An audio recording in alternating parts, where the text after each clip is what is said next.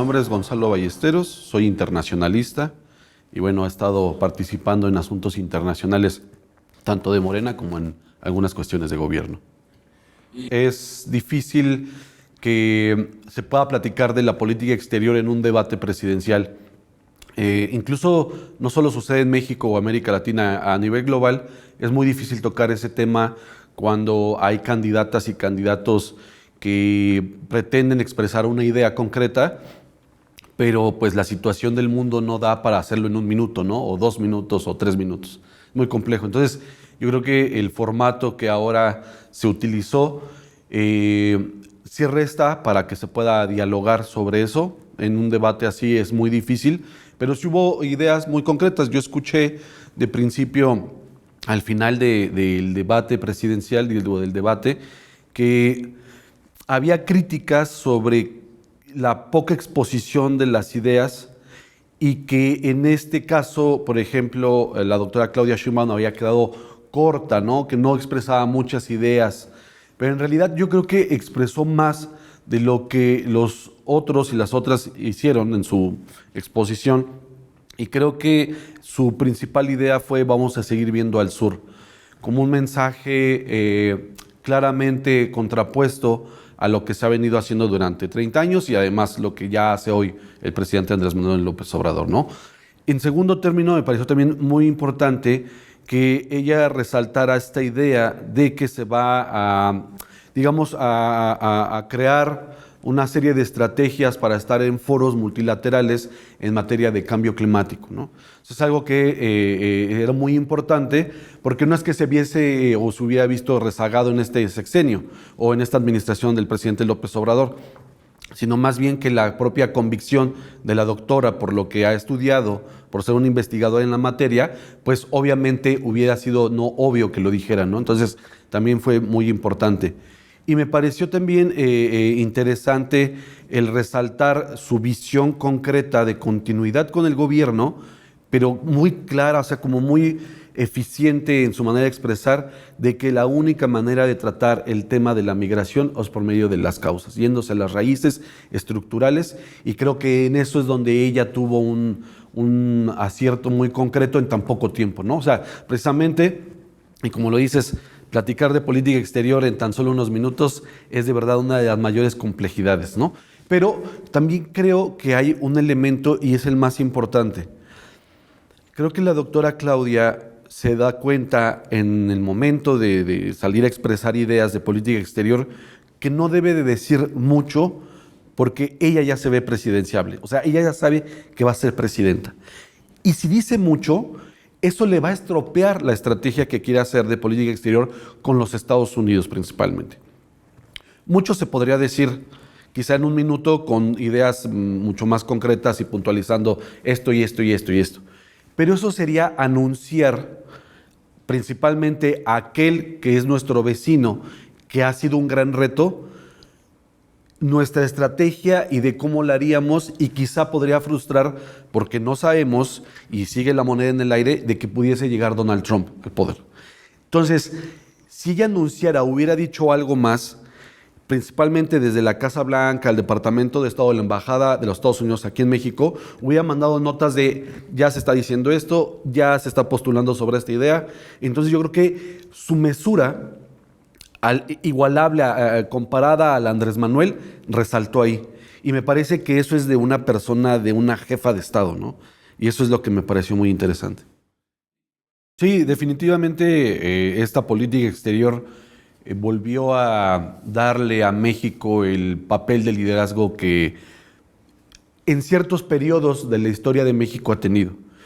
Y creo que lo único que podría hacer falta por parte de la doctora Claudia Sheinbaum en explicar esto del sur es quizá decir que, y para la gente que nos lee, y para la gente que está viendo y que nos escucha, que el sur global es esta idea de tener una capacidad humana de entender los problemas de pobreza y de desigualdad de todos aquellos países que en este sistema mundo han vivido desgracias causadas por aquellas potencias que en su momento las colonizaron o que las invadieron o que les provocaron golpes de Estado. Entonces, es como tener una hermandad con todas aquellas y aquellos que también han sufrido.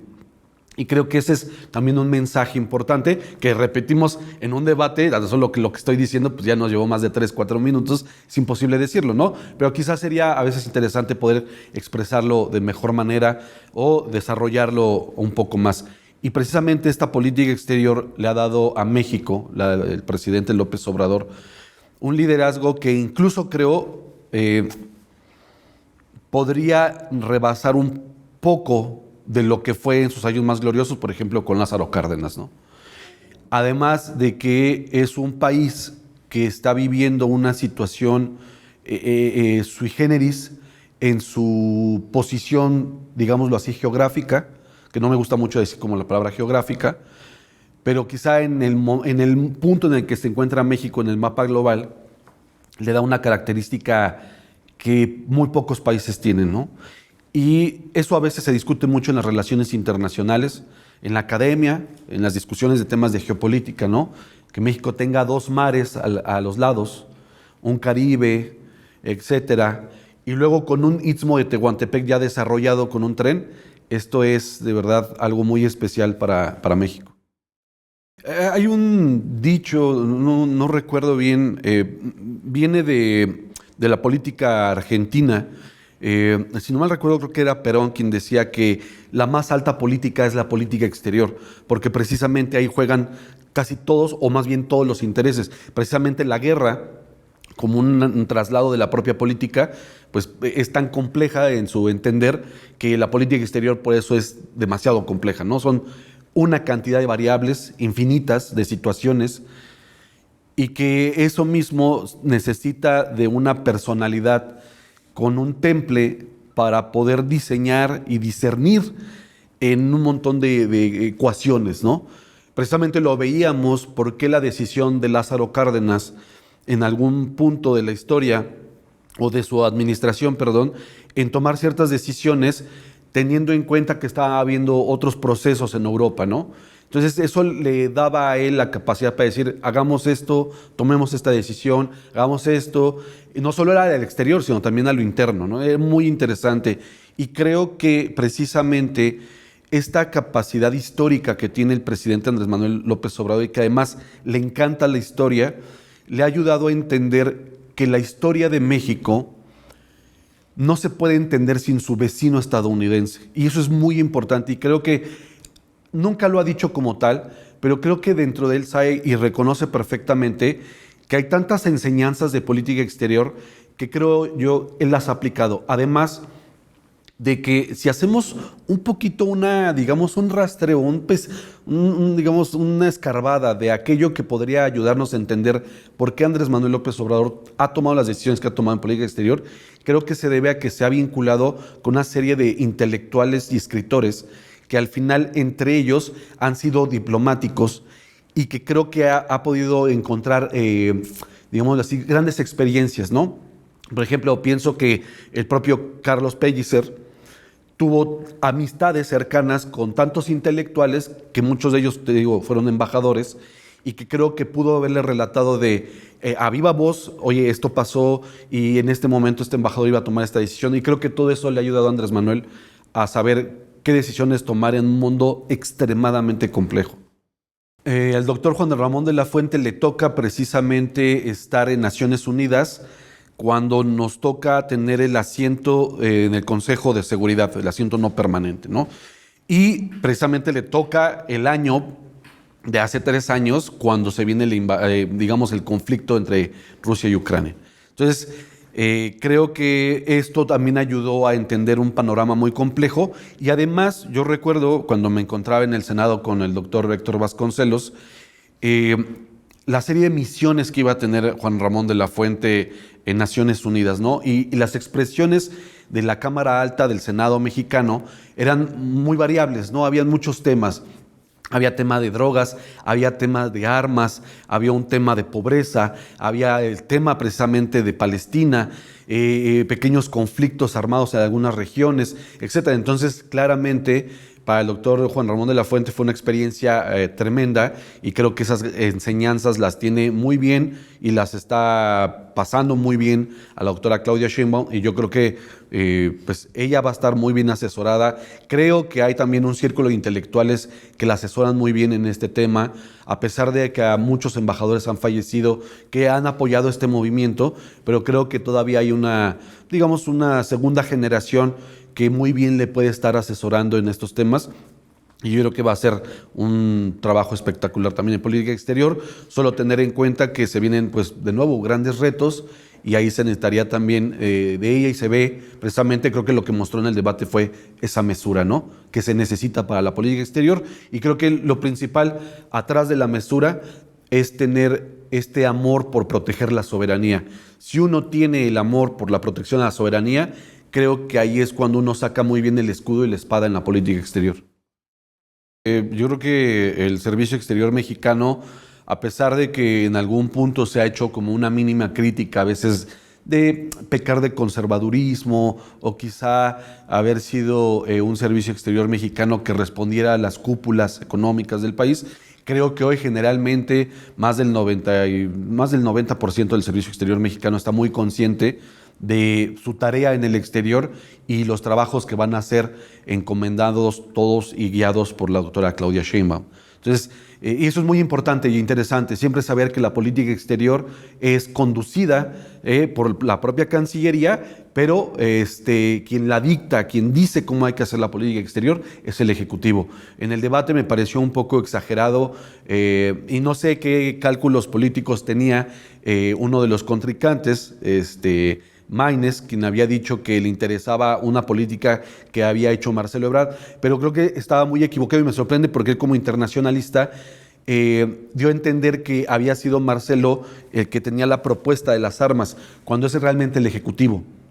Y esto es muy importante, que no se olvide que solo el Ejecutivo es el que toma la decisión de política exterior, obviamente con un cuerpo de asesores, etcétera, y la Cancillería es quien ya la ejecuta, el canciller es quien ejecuta, pero al final quien está pensando la política exterior, así como quien es en todo caso el jefe de las Fuerzas Armadas, es el Ejecutivo. Entonces, Claudia Sheinbaum va a ser la encargada de poder conducir esta política exterior, y lo importante también del Servicio Exterior mexicano es que ellos, ante la ley, siempre tienen que responder a ello.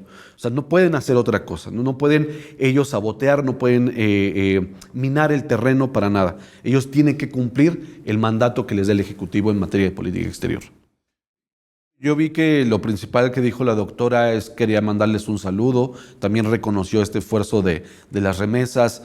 Creo que se pudo ver un carácter muy humano por parte de ella, de entender de la situación que se vive.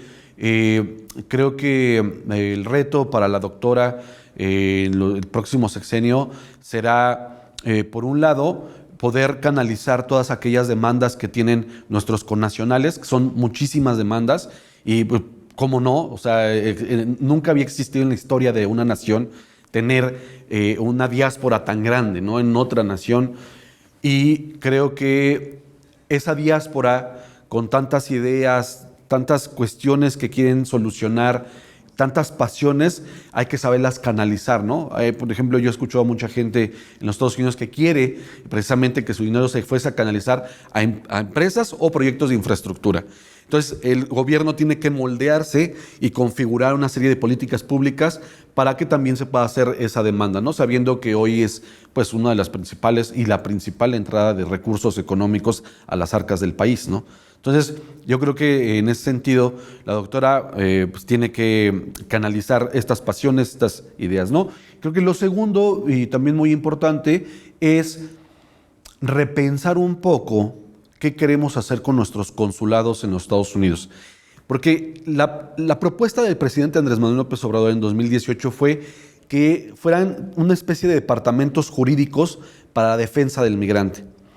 Y sí se puede hacer, claramente hay un equipo, pero creo que a veces se ve un poco limitado porque precisamente la ley no permite que se muevan muchas cosas, Y los órganos internos también de la Cancillería y la forma en cómo se han construido los consulados no permite tanto que fuesen como espacios de defensoría jurídica, porque además hay que ver muchísimas cuestiones. O sea, hay cuestiones económicas, financieras, culturales, precisamente los propios temas de migración, etcétera. Entonces, ya se han hecho grandes esfuerzos en esta administración, pero hay todavía más demandas.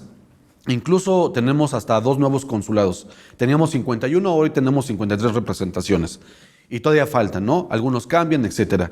Entonces, eso es lo que creo que se va a encontrar la doctora, pero creo que también hay muy buenos cónsules y cónsules que le van a poder decir, hagamos estos cambios para que mejore toda esta situación, ¿no?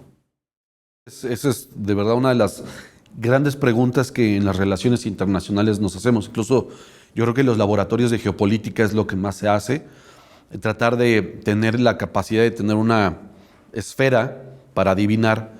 Y yo creo que lo único que podemos un poco pensar es, primero, que los picos de petróleo están llegando a sus máximos puntos, ¿no? Y empieza una caída y más o menos esa caída iniciaría como a finales del sexenio de la doctora Claudia Sheinbaum. Es algo muy interesante porque esto reconfigura muchas cuestiones en materia de energéticos. Ella, siendo una experta en esta materia, yo creo que va a entender muy bien el mundo. Lo segundo es que lo que sucede ahorita en Europa del Este, con Ucrania y Rusia, puede que no se intensifique, pero se va a mantener. Y creo que es muy conveniente, tanto hablo para las partes como rusa, como la Unión Europea y los Estados Unidos. Digo, aquí el que sale perdiendo realmente es Ucrania, pero creo que ellos, al mantener una postura de guerra en una zona que es periferia con una gran potencia, les permite la aprobación de presupuesto armamentístico, que es algo importante para ciertos países europeos, quienes siguen produciendo armas. Creo que facilita la entrada y llegada de las ultraderechas a Europa, que han estado como espuma, porque con esto reconocen la importancia de seguir teniendo la idea de un enemigo externo, de un enemigo perpetuo, de un enemigo que está ahí, y con esto pueden alcanzar una serie de votaciones en círculos muy conservadores en Europa. Creo que lo que también viene para la doctora Claudia Sheinbaum es poder identificar cuáles son las oportunidades entre la guerra económica de Estados Unidos y China y saber el papel de México que juega ahí.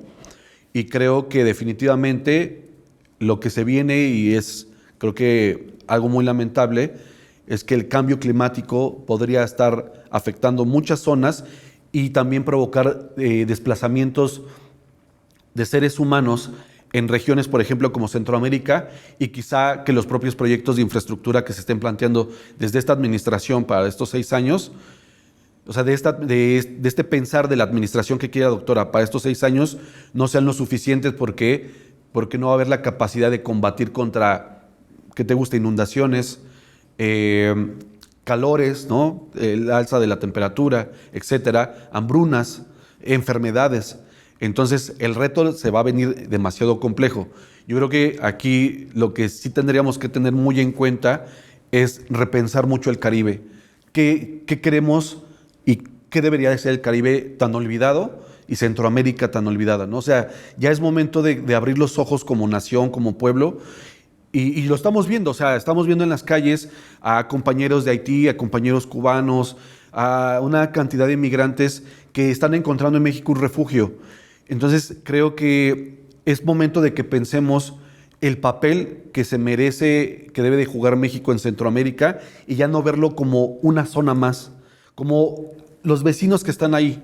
No es eso, es parte. Y creo que en esto a veces los mapas funcionan mucho, y se lo dejo como tarea a toda la audiencia, que si un momento quieren, volteen el mapa y no lo vean desde esta manera donde está América del Norte, etcétera, sino que le den un poco vuelta y vean esta amplitud, que el Caribe y Centroamérica y México somos un mismo espacio de relación.